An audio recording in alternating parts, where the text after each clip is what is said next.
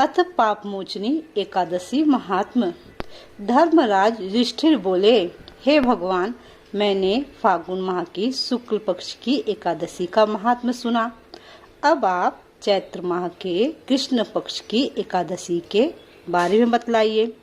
इस एकादशी का नाम, इसमें कौन से देवता की पूजा की जाती है तथा विधि क्या है, सो सब सविस्तार पूर्वक कहिए। श्री कृष्ण भगवान बोले, हे राजन, एक समय मानधाता ने लोमस ऋषि से ऐसा ही प्रश्न पूछा था।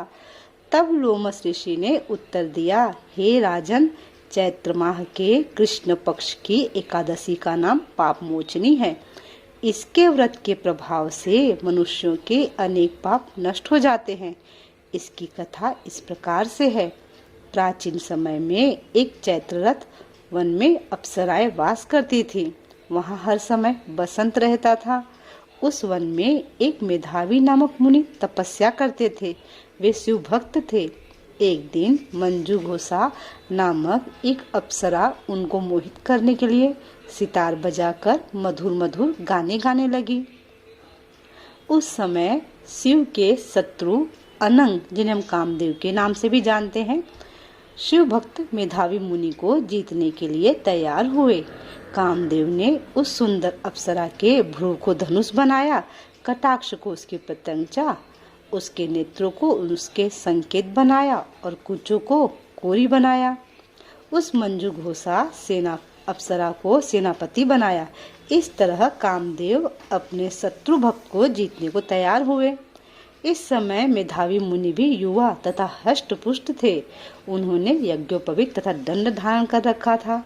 उन मुनि को देखकर मंजू घोषा ने धीरे धीरे मधुर वाणी से वीणा पर गाना शुरू किया। मेधावी मुनि भी मंजू घोषा के मधुर गान पर तथा उसके सौंदर्य पर मोहित हो गए। वह अप्सरा उन मुनि को कामदेव से पीड़ित जानकर आलिंगन करने लगी। वह मुनि उसके सौंदर्य पर मोहित होकर शिव रहस्य को भूल गए और काम के वशीभूत होने के कारण उन्हें दिन रात का कुछ भी ध्यान न रहा। एक दिन मंजू घोषा उस मुनि से बोली, हे मुने, अब मुझे बहुत समय हो गया है, स्वर्ग जाने की आज्ञा दीजिए।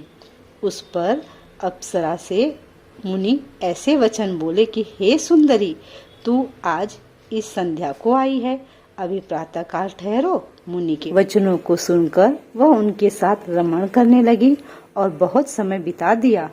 फिर उसने मुनि से कहा, हे मुनिदेव, अब आप मुझे स्वर्ग को जाने की आज्ञा दीजिए। मुनि बोले, अरे अभी तो कुछ भी समय नहीं हुआ है, अभी कुछ और ढेर ठहर। इस पर वह अप्सरा बोली, हे मुनि, आपकी रात्रि तो बहुत लंबी है। अब आप सोचिए कि मुझे आपके पास आए कितना समय हो गया। उस अप्सरा के वचनों को सुनकर मुनि को ज्ञान प्राप्त हुआ और वे समय का विचार करने लगे। जब रमण करने का समय का प्रमाण 57 साल 7 माह और 3 दिन ज्ञात हुआ तो उस अप्सरा को काल का रूप समझने लगे। वह महान क्रोधित हुए और तब नाश करने वाली अप्सरा की तरफ देखने लगे। उनके अधर कांपने लगे और इंद्रियां व्याकुल होने लगी। वह मुनि उस अप्सरा से बोले, हे दुष्ट, मेरे तप को नष्ट करने वाली, तू अब मेरे शाप से पिशाचनी हो जा। तू महान पापनी और दुराचारणी है, तुझे धिक्कार है। उस मुनि के श्राप से वह पिशाचनी हो गई।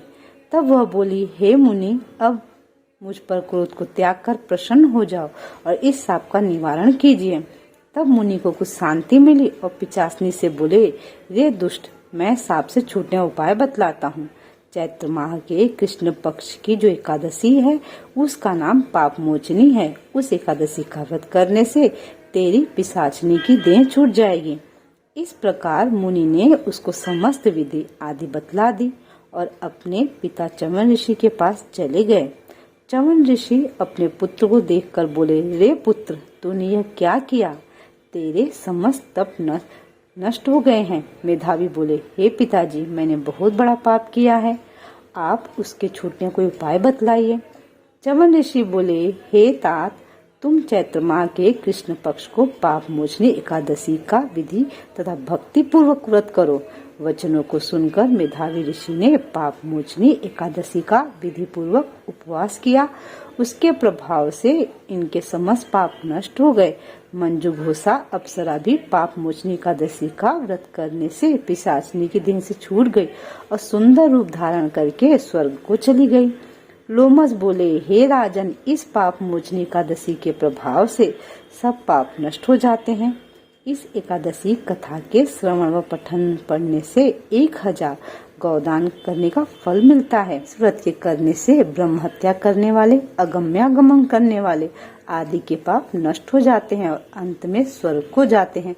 बोले पाप मोचनी एकादशी माता की जय, भक्त वत्सल भगवान की जय, भक्त अम्बरीश महाराज की जय, सभी भक्तों की जय। जय जय श्री राधे, जय जय श्री राधे, जय जय श्री राधे श्याम। भक्तों